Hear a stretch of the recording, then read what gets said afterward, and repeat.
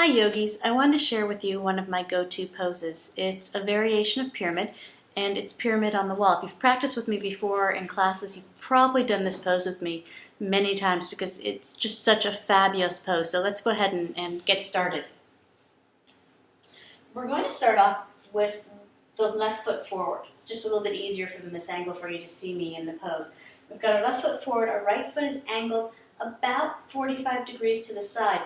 We want to be careful that the knee points in the same direction as the toes. It's going to be really easy on that front knee, but the back one is going to give us a little trouble. The knee is going to try to do the work that we want the hips doing. If the hips can't do it, the knee's going to be like, oh, I can do this, easy. Don't let it. Knees are sensitive. We need the knees to point where the toes point. Now, if you're having a really hard time getting the knees to point where the toes point, here's a trick.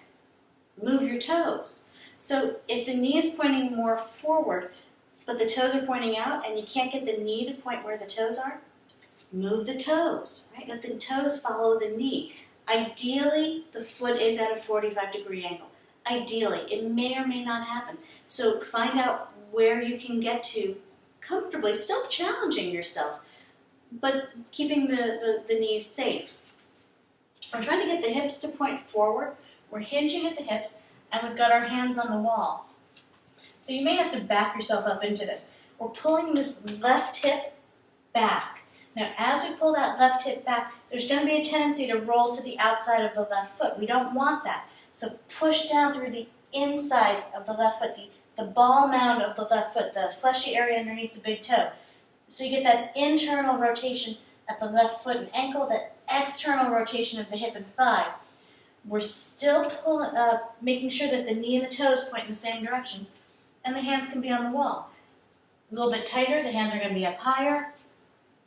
They may start to walk down.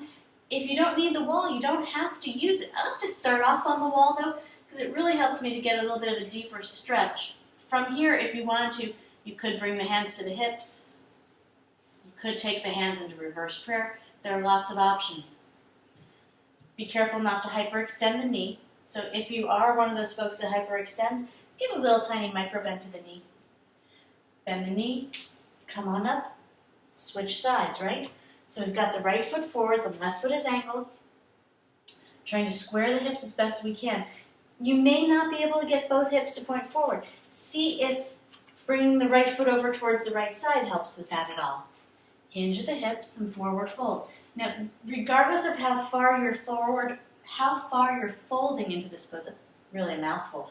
Regardless of how far you're folding into this pose, try to lengthen.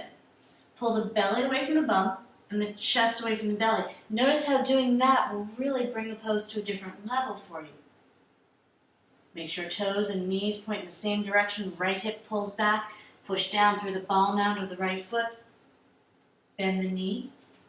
Ease yourself up. And that's pyramid on the wall. It's a fabulous pose for everyone. Athletes, non-athletes, folks who are sitting all day, folks who are standing all day, folks who are moving, folks who aren't moving, everybody. So I hope you enjoyed pyramid on the wall. I hope you practice pyramid on the wall. It's even more important. And I hope to see you soon. Bye, yogis.